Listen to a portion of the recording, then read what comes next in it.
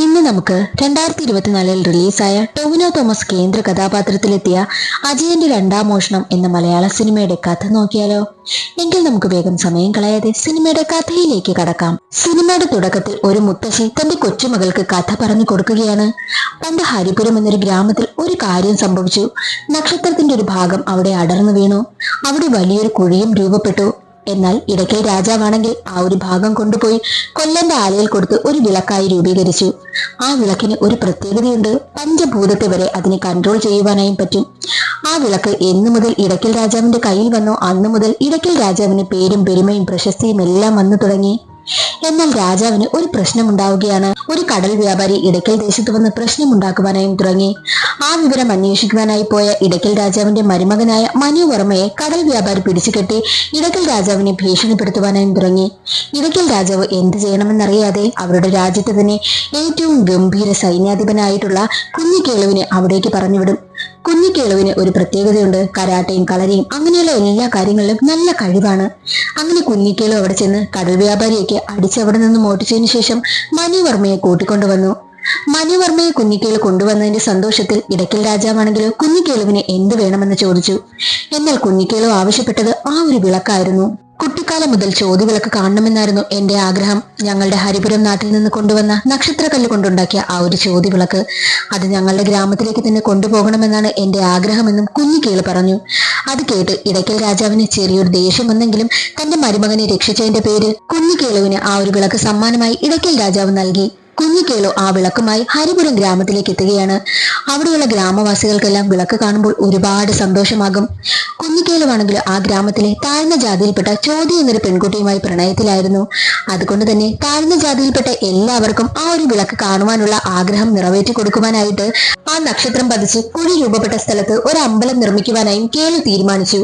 അങ്ങനെ ഇരിക്കുന്ന സമയത്തായിരുന്നു ഹരിപുരം ഗ്രാമത്തിലേക്ക് വസൂരി പടർന്നു പിടിച്ചതും ഒരുപാട് ജനങ്ങൾ മരണപ്പെടുവാനായും തുടങ്ങി. ചോദിക്കും വസൂരി പടർന്നു പിടിച്ചുവെന്ന് കുഞ്ഞിക്കേളു അറിഞ്ഞു. ചോദിയെ തന്റെ കൂടെ കൂട്ടിക്കൊണ്ടുവന്ന് ചികിത്സിപ്പിച്ചു. എന്നാൽ കേളുവിന് പിന്നീട് വസൂരി പടർന്നു പിടിച്ചു. കേളു കിടപ്പിലുമായി. അതേസമയം കേളുവിനെ തേടി മനുവർമ്മയുടെ ഒരു കത്തുണ്ടായിരുന്നു. അതിലെഴുതിയിരുന്ന കാര്യം വായിച്ച് കേളുവിന് ടെൻഷനായി. അക്കാര്യം മറ്റാരും അറിയാതിരിക്കാൻ അത് കത്തിച്ചും കളയുകയാണ് കേളു. അപ്പോഴായിരുന്നു കേളു മറ്റൊരു ദുഃഖവാർത്ത അറിഞ്ഞതും. ചിയോതി വിളക്ക് തെളിയുമ്പോൾ എല്ലാവരും അമ്പലത്തിൽ കയറണമെന്നായിരുന്നു കേളുവിന്. പക്ഷേ താഴ്ന്ന ജാതിക്കാർക്ക് അവിടെ പ്രവേശനം നൽകിയില്ല. അതറിഞ്ഞ സങ്കടത്തോടെയാണ് കേളു മരണപ്പെട്ടതും. അതിനുശേഷം മുത്തശ്ശിയെയും കൊച്ചുമകളെയും കാണിക്കുന്നു. മുത്തശ്ശി പറയും, കേളു കൊണ്ടുവന്ന വിളക്കാണ് ഈ നാടിന്റെ ഐശ്വര്യം. വിളക്ക് വന്നത് മുതലാ ഈ ഗ്രാമത്തിന് ഹരിപുരം എന്ന പേര് മാറി ചിയോതിക്കാവ് എന്നായതും. 5 വർഷത്തിലൊരിക്കൽ നടക്കുന്ന ഉത്സവത്തിൽ മാത്രമേ നമുക്ക് ചിയോതി വിളക്ക് കാണാനാകൂ എന്ന് മുത്തശ്ശി പറയുമ്പോൾ കേളുവിന്റെ കാമുകിക്ക് എന്ത് സംഭവിച്ചു എന്ന് കൊച്ചുമകൾ ചോദിക്കും. കേളു മരിച്ചതിൽ പിന്നെ അവരെല്ലാവരും പൊള്ളാച്ചിയിലേക്ക് പോയെന്ന് മുത്തശ്ശി പറഞ്ഞ് അത്രയും പറഞ്ഞ് മുത്തശ്ശി കഥ അവസാനിപ്പിക്കാൻ പോയ സമയത്തായിരുന്നു കുട്ടി മണിയന്റെ കഥ കൂടി പറയുമോ എന്ന് ചോദിച്ചതും. മണിയന്റെ കഥയൊന്നുമില്ല, അവൻ നമ്മുടെ വിളക്ക് മോഷ്ടിക്കാൻ ശ്രമിച്ചവനാ, കിടന്നുറങ്ങുവാനായും കുട്ടിയോട് മുത്തശ്ശി പറഞ്ഞു. അതിനുശേഷം മണിയൻ ആരെന്നാണ് കാണിക്കുന്നത്. ചിയോതിക്കാവിലെ പേര് കേട്ട കള്ളനായിരുന്നു മണിയൻ. ആ ഗ്രാമത്തിൽ എന്ത് മോഷ്ടിക്കണമെന്ന് മണിയൻ വിചാരിച്ചാലും അത് നടത്തും. മണിയൻ ഒരു ഭാര്യയും പെൺകുഞ്ഞുമാണുള്ളത്. ഇന്ന് വരെയും ആർക്ക് തന്നെ മണിയനെ പിടികൂടുവാനായും പറ്റിയിട്ടില്ല. വർഷങ്ങൾക്ക് ശേഷം അജയൻ എന്നൊരു കുഞ്ഞു പയ്യനെ നാട്ടുകാരെല്ലാം ചേർന്ന് തല്ലുകയാണ്. മണിയന്റെ കൊച്ചുമകനല്ലേ അജയൻ. അതുകൊണ്ട് ആ നാട്ടിൽ എന്ത് മോഷണം നടന്നാലും നാട്ടുകാരെല്ലാം ആദ്യം തല്ലുന്നത് കുഞ്ഞായ അജയനെയാണ്. അജയൻ ആ സങ്കടമെല്ലാം മുത്തശ്ശിയായ മാണിക്യത്തോട് വന്ന് പറയും. ഈ മാണിക്യം മണിയന്റെ ഭാര്യയാണ്. മുത്തശ്ശിയാണെങ്കിലോ അവനെ സമാധാനിപ്പിക്കുന്നുമുണ്ട്. അങ്ങനെ ഇരിക്കെ ഒരിക്കൽ അജയനാണെങ്കിലോ ആ നാട്ടിലെ പ്രമാണിയുടെ വീടിന്റെ താക്കോലാണെങ്കിൽ മുത്തശ്ശിക്ക് മോഷ്ടിച്ചു കൊണ്ടുവന്ന് കൊടുക്കുന്നു. ഇതാണെങ്കിൽ അമ്മ അറിയുകയാണ്. അമ്മയാണെങ്കിൽ അജയനെ ഒരുപാട് വഴക്ക് പറയും. എന്നിട്ട് എല്ലാ നാട്ടുകാരുടെയും മുന്നിൽ വെച്ച് താക്കോൽ ആ പ്രമാണിക്ക് തിരികെ കൊടുക്കണമെന്നും അമ്മ അവനോട് പറഞ്ഞു. അത് കേട്ടുകൊണ്ട് നിന്ന മാണിക്യം പറയും, എന്തായാലും അവൻ ആ താക്കോൽ എടുത്തു. അതവൻ തിരികെ കൊണ്ട് കൊടുത്തു കഴിഞ്ഞാൽ ജീവിതകാലം മുഴുവൻ നിന്റെ മകൻ കള്ളനാണ്. മണിയനെ ഒരു സാധനം മോഷ്ടിച്ചു കഴിഞ്ഞാൽ അത് എടുത്ത സ്ഥലത്ത് കൊണ്ടുവന്ന് വെക്കാൻ അറിയാം. അതുപോലെ നിന്റെ മകനായ അജയനും അത് ചെയ്യുമെന്ന് മുത്തശ്ശി പറയുകയാണ്. അങ്ങനെ അജയനാണെങ്കിൽ ആ താക്കോൽ എടുത്ത സ്ഥലത്ത് തന്നെ കൊണ്ടുവന്ന് വെച്ചു. മണിയൻ കള്ളനായതിനാൽ അജയനെയും അമ്മയെയും മുത്തശ്ശിയും ഒന്നും നാട്ടുകാർ അടുപ്പിക്കത്തേയില്ല. കള്ളന്റെ ഫാമിലി എന്ന് മുദ്ര കുത്തിപ്പെട്ട രീതിയിലാണ് അവർ ജീവിക്കുന്നത് പോലും. ഒരുപാട് കഷ്ടപ്പാടുകൾ അവർ അനുഭവിക്കുന്നുമുണ്ട്. അങ്ങനെ നാളുകൾ കടന്നുപോയി. അജിയൻ വലുതായി. അജിയനാണെങ്കിൽ ഒരു പെൺകുട്ടിയെ ഇഷ്ടമാണ്. അവളുടെ പേരാണ് ലക്ഷ്മി. അവൾ ആരെന്നാൽ ആ നാട്ടിലെ ഏറ്റവും വലിയ പ്രമാണിയുടെ മകളാണ്. അജയനാണെങ്കിൽ ഒരു മെക്കാനിക്ക് കൂടിയാണ്. മാത്രവുമല്ല അജയൻ തന്റെ കാമുകിയായ ലക്ഷ്മിയോട് സംസാരിക്കുന്നത് പോലും റേഡിയോ വഴിയാണ്. അങ്ങനെ ഇരിക്കെ ഒരിക്കൽ ലക്ഷ്മിയുടെ വീട്ടിലെ മോട്ടോർ കംപ്ലൈന്റ് ആയതിനാൽ അവളുടെ അച്ഛനാണെങ്കിൽ അജയനെ മോട്ടോർ ശരിയാക്കുവാനായി വിളിച്ചു. പക്ഷെ ആ ഒരു മോട്ടോർ കംപ്ലൈന്റ് ആക്കിയത് തന്നെ ലക്ഷ്മിയായിരുന്നു. അവൾക്ക് അജയനെ കാണാനും സംസാരിക്കുവാനും വേണ്ടിയിട്ടാണ് അങ്ങനെ ചെയ്തതും. അങ്ങനെ അടുത്ത ദിവസം തന്നെ അജയൻ ട്യൂഷൻ എടുത്തുകൊണ്ട് നിൽക്കവേ പോലീസ് ആണെങ്കിൽ അജയന്റെ വീട്ടിലേക്ക് വരികയാണ്.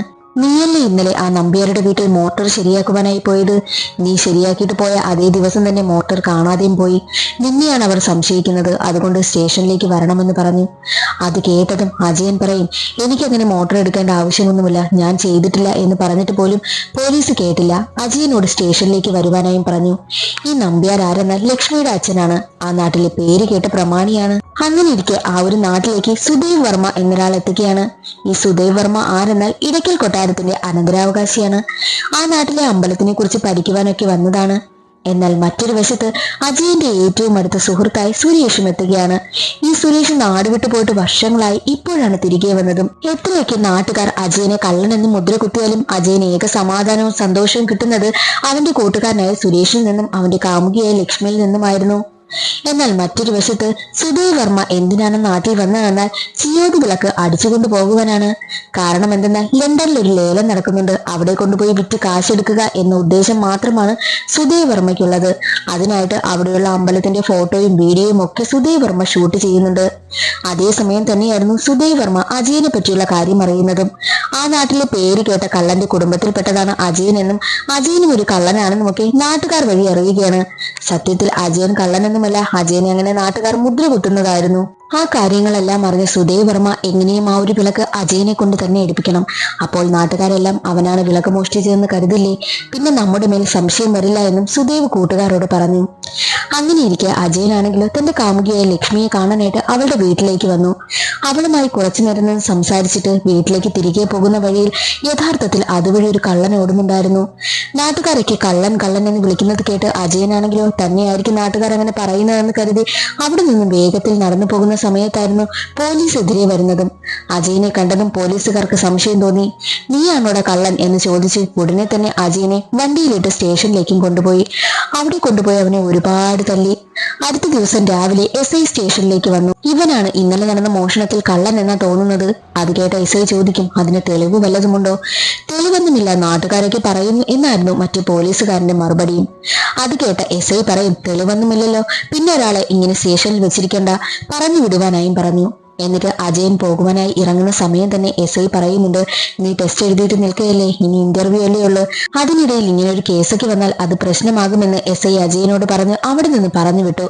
SI നല്ലൊരു മനുഷ്യനായിരുന്നു. ഒരിക്കൽ സുരേഷ് ആണെങ്കിലോ അജയനടുത്ത് വന്നിട്ട്, നമ്മുടെ അമ്പലത്തിൽ ആരോ കയറിയിട്ടുണ്ടെന്ന് എനിക്ക് തോന്നുന്നു, അവിടെ നിന്ന് ശബ്ദങ്ങളൊക്കെ കേൾക്കുന്നു എന്ന് പറഞ്ഞ് അജയനെ ക്ഷേത്രത്തിലേക്കും കൂട്ടിക്കൊണ്ടുപോയി.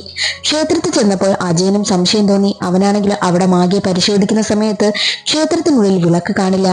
അജയൻ ഉടനെ തന്നെ പുറത്തേക്ക് വന്നിട്ട് സുരേഷിനോട്, എടാ അവിടെ വിളക്കൊന്നും കാണുന്നില്ല, ഇവിടെ ആരോ കയറിയിട്ടുണ്ട് എന്ന് പറയുന്ന സമയത്ത് തന്നെ സുരേഷിന്റെ പ്രവൃത്തിയിൽ അജയനൊരു മാറ്റം ഫീൽ ചെയ്യുന്നു. താൻ ചതിക്കപ്പെടുന്നു എന്ന് അജയന് മനസ്സിലായി. എന്താണ് നിനക്ക് സംഭവിച്ചത് എന്നൊക്കെ ചോദിക്കുന്ന സമയത്ത് സുരേഷ് പറയുന്നുണ്ട്, നിന്നെ കൊടുക്കാൻ വേണ്ടിയിട്ട് അവർ ചെയ്തതാ എന്ന് പറയുന്നു. അത് മറ്റാരുമല്ല, സുദേവ് വർമ്മയായിരുന്നു. എന്നിട്ട് കൂട്ടുകാരനായ സുരേഷ് ആണെങ്കിൽ ഒരു കഥ പറയും. ചിയോതിക്കാവിൽ കുറെ നാളുകളായി മോഷണം നടക്കുകയാണ്. അത് ചെയ്യുന്നതെല്ലാം സുരേഷാണ്. എന്നാൽ പേര് വരുന്നത് അജയനായിരുന്നു. എന്നാൽ അന്നൊരു ദിവസം അജയനാണെങ്കിൽ ലക്ഷ്മിയെ കാണാൻ പോയ ദിവസം ലക്ഷ്മിയുടെ വീട്ടിൽ മോഷ്ടിക്കുവാനായി കയറിയത് ഈ ഒരു സുരേഷായിരുന്നു. സുരേഷ് അവിടെ നിന്നും ഓടിപ്പോകുന്നത് കാണുന്നത് സുദേവ് വർമ്മയും. സുദേവ് വർമ്മയുടെ കയ്യിൽ തന്നെ സുരേഷ് വന്ന് പെടുകയും ചെയ്യുന്നു. എന്നാൽ സുരേഷിനെ നാട്ടുകാരുടെയൊക്കെ മുന്നിൽ കൊണ്ടുവരുമെന്ന് സുദേവ് വർമ്മ വിരട്ടിയപ്പോൾ സുരേഷ് തന്റെ തടി തപ്പുവാനായി നോക്കി. അപ്പോൾ സുദേവ് വർമ്മ പറയും, നീ നിന്റെ കൂട്ടുകാരനായ അജയനെ ക്ഷേത്രത്തിൽ കൊണ്ടുവരണം, എങ്കിൽ നിന്നെ നാട്ടുകാരുടെ മുന്നിൽ നാണം കെടുത്തില്ല എന്ന് സുദേവ് വർമ്മ പറഞ്ഞു. തന്നെ മറ്റുള്ളവരുടെ മുന്നിൽ നാണം കെടുത്തുമെന്ന് പേടിച്ചാണ് സുരേഷ് ആണെങ്കിൽ അജയനെ കൊണ്ടുവരുവാനായും കൂട്ടുനിന്നത്. എന്നാൽ അജയനാണെങ്കിലോ ക്ഷേത്രത്തിലൊക്കെ കയറി പരിശോധിക്കുന്നതെല്ലാം സുദേവ് വർമ്മ വീഡിയോ പിടിച്ചിരുന്നു. എന്നിട്ട് അജയനോട് പറയുന്നുണ്ട്, എന്തെങ്കിലും പ്രശ്നമുണ്ടായാൽ നാട്ടുകാരെ ഞാൻ ഇത് കാണിക്കും, അപ്പോൾ നാട്ടുകാർ കരുതും നീയാണ് മോഷണം നടത്തിയതെന്ന് എന്നൊക്കെ അജയനോട് പറയുന്നു. ഈ സുധേ വർമ്മയ്ക്ക് വേണ്ട സഹായങ്ങളെല്ലാം ചെയ്തു കൊടുക്കുന്നത് നമ്പ്യാരാണ്. നമ്പ്യാർ ആരെന്ന് ലക്ഷ്മിയുടെ അച്ഛൻ. എന്നാൽ സുധേ വർമ്മയുടെ ഉദ്ദേശമൊന്നും ഈ സുരേഷിനും അറിയില്ല, നമ്പ്യാർക്കും അറിയില്ല, അജയനും അറിയില്ല. എന്നിട്ട് സുധേ പറയും, ഇപ്പോൾ ഞങ്ങളുടെ കയ്യിലിരിക്കുന്ന ഈ ഒരു വിളക്ക് യഥാർത്ഥ വിളക്കല്ല. ആ വിളക്ക് നിന്റെ മുത്തശ്ശന് മാത്രമേ അറിയാവൂ. മണിയന്റെ കൈവശമാണ് യഥാർത്ഥ വിളക്കുള്ളത്. നീ ആ ഒരു വിളക്ക് ഞങ്ങൾക്ക് എടുത്തു തരണം. എന്നാൽ നിനക്ക് ഈ ഒരു ഡ്യൂപ്ലിക്കേറ്റ് വിളക്ക് ഞങ്ങൾ തരും. ഇനിയൊരു 10 ദിവസം കഴിഞ്ഞാൽ ഈ ക്ഷേത്രത്തിലെ ഉത്സവമല്ലേ, 5 വർഷത്തിലൊരിക്കലല്ലേ ഉത്സവം നടക്കൂ. അപ്പോൾ എന്തായാലും ക്ഷേത്രം തുറക്കുമ്പോൾ വിളക്കില്ല എന്നുണ്ടെങ്കിൽ നാട്ടുകാരെല്ലാവരും നീയാണത് മോഷ്ടിച്ചതെന്ന് കരുതും. പിന്നെ നിന്റെ മണ്ടയിൽ കുറ്റം വരും. അത് വേണോ? ഇല്ല എന്നുണ്ടെങ്കിൽ നീ ആ ഒരു വിളക്ക് ഞങ്ങൾക്ക് കണ്ടെത്തി തരണം. അപ്പോൾ നിനക്ക് ഈ ഒരു ഡ്യൂപ്ലിക്കേറ്റ് വിളക്ക് തരും. അത് നിനക്ക് ക്ഷേത്രത്തിൽ കൊണ്ടുവയ്ക്കാം. നിനക്കൊരു പ്രശ്നവും വരില്ല എന്ന് അജയനോട് പറയുകയാണ്. മണിയന് മാത്രമാണ് ആ വിളക്കുള്ളിടം അറിയാവുന്നത്. പിന്നീട് ഒരു ഫ്ലാഷ് ബാക്ക് ആണ് കാണിക്കുന്നത്. മണിയനെ തിരികെ പോലീസാണെങ്കിൽ മണിയന്റെ വീട്ടിലേക്ക് വന്നു. അവിടെ മണിയന്റെ ഭാര്യയായ മാണിക്യവും കുഞ്ഞും മാത്രമായിരുന്നു ഉണ്ടായിരുന്നത്. മണിയൻ എവിടെ എന്ന് ചോദിച്ച സമയത്ത് മാണിക്യം എനിക്കറിയില്ല എന്ന് പറയും. എന്നാൽ മണിയനെ വരുത്താനായിട്ട് ആ ഒരു പോലീസ് ഓഫീസർ ആണെങ്കിൽ മാണിക്യത്തിനോട് മോശമായി പെരുമാറുവാനായും ശ്രമിച്ചു. എന്നാൽ അതേ സമയം തന്നെ മണിയൻ അവിടെ എത്തുകയും പോലീസിനെ അടിച്ചിഞ്ച പരുവമാക്കുകയാണ്. അത് കഴിഞ്ഞതിന് ശേഷം മണിയനാണെങ്കിൽ മാണിക്യവുമായി സംസാരിക്കുന്നുണ്ട്.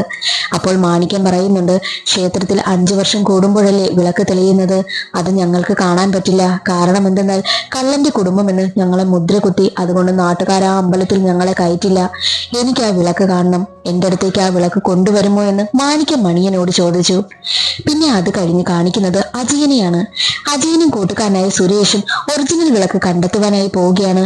കണ്ട കാടും മേടും എല്ലാം അവർ അന്വേഷിച്ചു. എങ്ങു നിന്നും അവർക്ക് വിളക്ക് കിട്ടിയില്ല. ഒടുവിൽ അജയനാണെങ്കിൽ ഒരു ഗുഹയ്ക്കുള്ളിലേക്ക് പ്രവേശിക്കുന്നു. അവിടുന്ന് ഒരുപാട് ഉള്ളിലേക്ക് പോയപ്പോൾ ഓക്സിജൻ കുറയുന്നത് പോലെയും അവന് തോന്നി. എന്നാൽ അവനെ ആരോ വഴി കാട്ടുന്നത് പോലെയും അവന് തോന്നുകയാണ്. നിറയെ മിന്നാമിനുങ്ങളും ഒക്കെ ഉണ്ടായിരുന്നു. ആ ഗുഹയിൽ എന്തൊക്കെയോ എഴുതി വെച്ചിരിക്കുന്നതായും അവന് കാണാം. അവൻ ആ യാത്ര മുന്നോട്ട് തുടർന്നു. എന്നാൽ അപ്പോൾ ഒരു ഫ്ലാഷ് ബാക്ക് കാണിക്കുകയാണ്. തന്റെ ഭാര്യയായ മാണിക്യം ആ വിളക്ക് കാണണമെന്ന് പറഞ്ഞതിനാൽ മണിയനാണെങ്കിലോ ആ ഒരു വിളക്ക് ക്ഷേത്രത്തിൽ നിന്ന് മോഷ്ടിച്ചിരുന്നു. എന്നിട്ട് ആ വിളക്ക് കാട്ടിലുള്ള കൊല്ലന്റെ അടുത്തേക്ക് കൊണ്ടുവന്നപ്പോഴാണ് ഒരു സത്യം മണിയൻ അറിയുന്നത്. യഥാർത്ഥത്തിൽ ആ ഒരു വിളക്ക് നക്ഷത്രത്തിന്റെ ഭാഗം കൊണ്ടുണ്ടാക്കിയതല്ല, അത് ചെമ്പ് കൊണ്ടുണ്ടാക്കിയ വിളക്കാണെന്ന്. അതറിഞ്ഞതും മണിയൻ ഞെട്ടിപ്പോയി. യഥാർത്ഥ വിളക്ക് മിക്കവാറും ആ രാജാവിന്റെ കോട്ടയിൽ കാണുമെന്നും ആ ഒരു കൊല്ലൻ പറയുകയാണ്. കേളുവിന് ഇടയ്ക്കൽ രാജാവ് കൊടുത്ത ആ ഒരു വിളക്ക് ഡ്യൂപ്ലിക്കേറ്റ് ആയിരുന്നു. അതെങ്ങനെയാണ് കേളു അറിഞ്ഞതെന്നാൽ കേളു വയ്യാതെ കിടന്ന സമയത്ത് കേളുവിന് മനുവർമ്മയിൽ നിന്നും ഒരു കത്ത് വന്നിരുന്നല്ലോ. അതിനുള്ളിൽ എഴുതിയിരുന്നത് വിളക്കിനെ പറ്റിയായിരുന്നു, വിളക്കിനെ പറ്റിയുള്ള സത്യങ്ങൾ. അത് മറ്റാരും അറിയാതിരിക്കാനാണ് കേളു അത് കരിച്ചു കളഞ്ഞതും. മണിയന് സത്യാവസ്ഥയെല്ലാം മനസ്സിലായല്ലോ. അങ്ങനെ മണിയനാണെങ്കിൽ കൊല്ലനോട് പറയുന്നുണ്ട്, എനിക്ക് ആ വിളക്ക് എന്തായാലും കൊണ്ടുവരണം.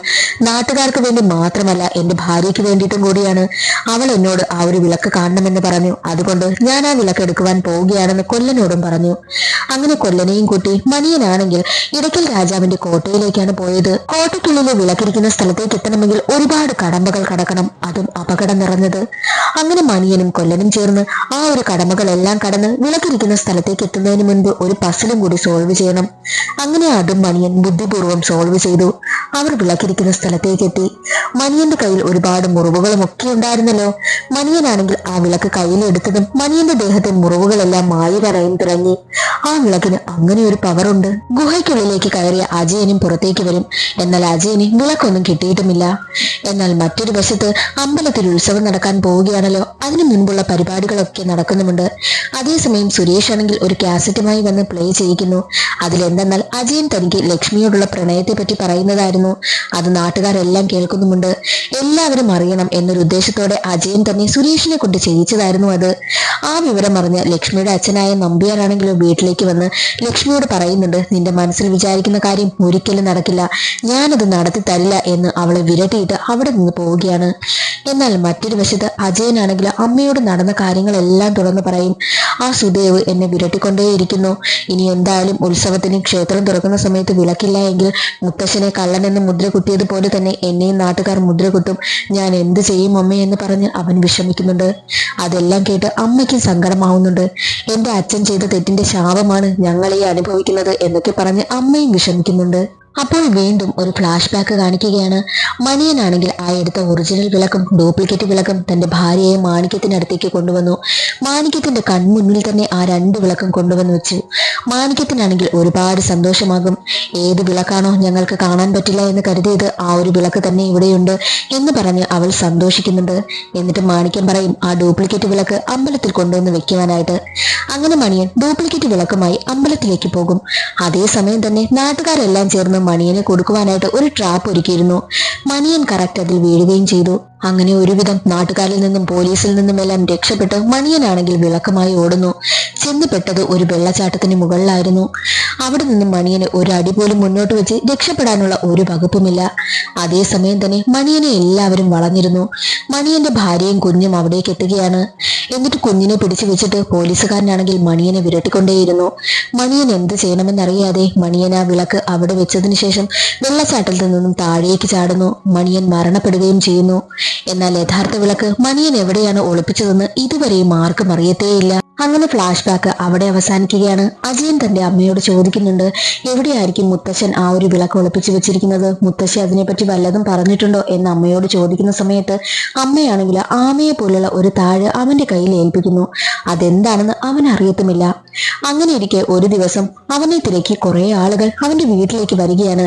എന്തെന്നാൽ ഉത്സവത്തിനാണെങ്കിൽ ഒരു പ്രോഗ്രാം വെച്ചിട്ടുണ്ട്. ആ പ്രോഗ്രാമിൽ പങ്കെടുക്കുവാനായിട്ടിരുന്ന ആളിനാണെങ്കിൽ പരിക്ക് പറ്റി. അതുകൊണ്ട് അജയനെ കൂട്ടിക്കൊണ്ടു പോകുവാനായിട്ടാണ് വന്നത്. എന്നാൽ അജയനാണെങ്കിൽ തന്റെ ഒരു ആവശ്യം മുന്നോട്ട് വെക്കുകയാണ്. എന്റെ അമ്മയെ ക്ഷേത്രത്തിൽ കയറ്റിയെങ്കിൽ മാത്രമേ ഞാനും ഒരു പ്രോഗ്രാമിൽ പങ്കെടുക്കുവാനായി വരൂ എന്ന് പറയും. അങ്ങനെ നാട്ടുകാർ അവന്റെ അമ്മയും ക്ഷേത്രത്തിൽ കയറ്റുവാനായും സമ്മതിച്ചു. അങ്ങനെ ആ ഒരു പ്രോഗ്രാം ദിവസമെത്തി. അജയൻ തന്റെ അമ്മയോടൊപ്പമാണ് ക്ഷേത്രത്തിലേക്ക് കയറിയതും. പ്രോഗ്രാം നടക്കുന്നതിന് മുൻപായിട്ട് നമ്പ്യാരാണെങ്കിൽ കുറച്ച് കാശ് ഓപ്പോസിറ്റ് നിൽക്കുന്ന ആളിന് കൊടുത്തിരുന്നു. ഇതിൽ അജയനെ കൊന്നു കളയണമെന്ന് പറഞ്ഞിരുന്നു. എന്നാൽ ആ ഒരു പ്രോഗ്രാമിൽ അജയൻ തോറ്റു പോവുകയാണ്. അപ്പോൾ നാട്ടുകാരെല്ലാം അജയനെ നോക്കി പറയുന്നുണ്ട്, നീയൊക്കെ ഇതുപോലെയാ, നീ ഒന്നിലും ജയിക്കാനൊന്നും പോകുന്നില്ല എന്നൊക്കെ പറഞ്ഞ് അവനെ കളിയാക്കി ഓരോന്ന് പറയുന്നതെല്ലാം കേട്ട് അവന്റെ അമ്മയ്ക്ക് ഒരുപാട് സങ്കടമാകും. അപ്പോൾ അത് കാണുന്ന അജയൻ പറയും, എന്റെ അമ്മയെ ഈ ഒരു ക്ഷേത്രത്തിൽ കയറ്റിയപ്പോൾ തന്നെ ഞാൻ വിജയിച്ചു കഴിഞ്ഞു, എനിക്ക് ഇതിനേക്കാൾ വലിയ കാര്യങ്ങൾ ചെയ്യുവാനുണ്ട് എന്ന് പറഞ്ഞ് അജയനാണെങ്കിൽ സുരേഷിനെയും കൂട്ടി വിളക്ക് അന്വേഷിക്കുവാനായും പോയി.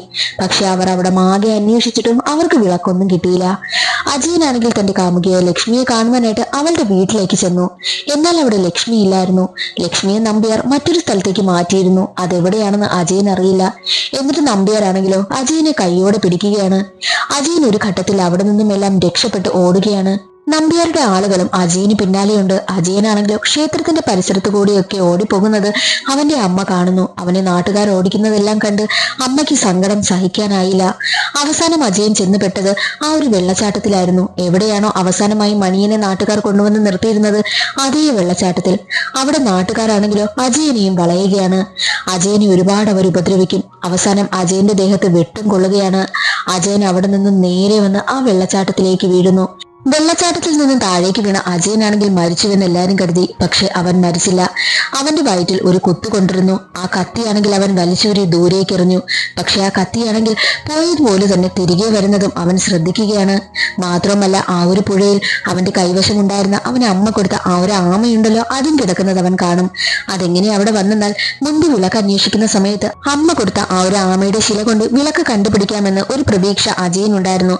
അത് നഷ്ടമായപ്പോഴാണ് അവൻ അതിനെ പുഴയിലേക്ക് വലിച്ചെറിഞ്ഞതും. അതും ഈ ഒരു പുഴയിൽ. അവിടെ നിന്നും തന്നെ അവന് വീണ്ടും ആ ഒരു ആമയുടെ ശില കിട്ടുകയാണ്.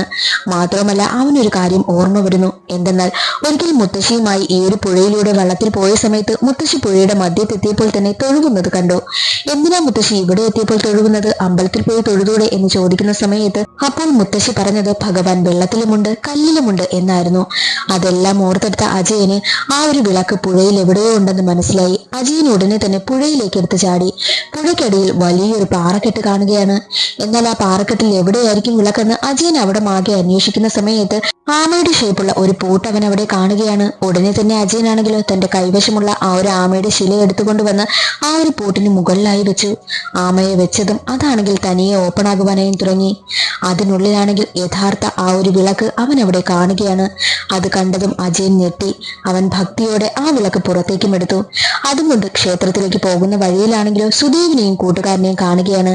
സുദേവ് ആണെങ്കിൽ അജയനോട് പറയുന്നുണ്ട്, നീ ഉറപ്പായും ഈ ഒരു വിളക്ക് എടുക്കുമെന്ന് എനിക്ക് നന്നായി അറിയാമായിരുന്നു. ആ വിളക്ക് നീ എനിക്ക് താ, നിനക്ക് ആവശ്യമുള്ള കാശ് ഞാൻ തരാമെന്നും സുദേവ് പറയുന്നു. അപ്പോൾ അജയൻ ചിന്തിക്കും, എന്തായാലും ഈ ഒരു വിളക്കുമായി അജയൻ നാട്ടിലേക്ക് ചെന്നാൽ മാത്രമേ അവൻ ഇനി തല കുനിയാതെ അവിടെ ജീവിക്കാനാകൂ. ഇവന് കൊടുത്താൽ ശരിയാകില്ല എന്ന് കരുതി സുദേവുമായി അവിടെ ഒരു ഫൈറ്റ് നടക്കും.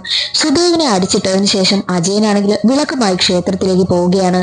നാട്ടുകാരെല്ലാവരും ആ ഒരു ഡ്യൂപ്ലിക്കേറ്റ് വിളക്ക് വെച്ചാണല്ലോ ഉത്സവം നടത്തുന്നത്. അവിടേക്ക് SI വരികയാണ്. എന്നിട്ട് നാട്ടുകാരോടും അജയനെ കുത്തിയ ആ പോലീസിനോടും ഒക്കെ ചോദിക്കുന്നുണ്ട്, എല്ലാവരും ചേർന്ന് ഒരു പാവത്തിനെ ഇന്നലെ കൊന്നല്ലേ? എന്നാൽ ഇന്നലെ ഒരു ദിവസം കൊണ്ട് ഒരുപാട് അത്ഭുതങ്ങൾ സംഭവിച്ചു. അതിനെല്ലാം പിന്നിൽ നിങ്ങൾ കൊന്നുകളഞ്ഞ ആ ഒരു അജയനാണ് എന്ന് പറയുകയാണ്. അതേസമയം തന്നെ അജയന്റെ അമ്മയാണെങ്കിലോ യഥാർത്ഥ ചിയോതി വിളക്കുമായി അവിടേക്ക് വരികയാണ്. ആ ഒരു വിളക്ക് കണ്ട് നാട്ടുകാരെല്ലാം ഞെട്ടിപ്പോകും. കൂട്ടുകാരനായ സുരേഷ് ആണെങ്കിൽ നമ്പ്യാരുടെ കയ്യിൽ ഒരു ലെറ്റർ കൊടുക്കും. അത് അജയൻ എഴുതിയ ലെറ്റർ ആയിരുന്നു. ഞാൻ അറിഞ്ഞുകൊണ്ട് ഒരു മോഷണം നടത്താൻ പോവുകയാണ് എന്നായിരുന്നു ആ ലെറ്ററിൽ. കാര്യം മനസ്സിലായ നമ്പ്യാരാണെങ്കിലോ എവിടെയാടാ അവനെന്ന് സുരേഷിനോട് ചോദിക്കുന്നു. സുരേഷ് ഒന്ന് പുഞ്ചിരിക്കുക മാത്രമാണ് ചെയ്തത്. അത് കഴിഞ്ഞ് കാണിക്കുന്നത് കാറിൽ പോവുകയായിരുന്ന ലക്ഷ്മിയാണ്. ലക്ഷ്മി ഒരുപാട് കരയുന്നുണ്ട്. അപ്പോൾ അവളുടെ കാറിന് പിന്നാലെ അജയനും എത്തുകയാണ്. അജയന് ലക്ഷ്മി മുഖത്തോട് മുഖം നോക്കി പുഞ്ചിരിക്കുന്നുമുണ്ട്.